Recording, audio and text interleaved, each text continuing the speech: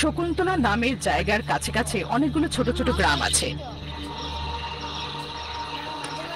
আশেপাশে গ্রামের লোকেদের যা কিছু চায় ওরা শকুন্তলাপুরে এসে কিনে নিয়ে যেত। কিন্তু ওই সব গ্রামে একটা সমস্যা আছে। এটা ওদের পাপ কিংবা অভিশাপ। গত ক বছর ধরে প্রতি 6 বছরে একবার আশেপাশের গ্রামে কোনো এক গ্রামে রক্তের বর্ষা হতো। যদি কেউ ওতে ভিজে যেত সে মরে যেত। রক্তের বর্ষা হতেই মাটির মধ্যে লাল ধুঁয়ো বেরিয়ে সারা গ্রামে ছেয়ে যেত।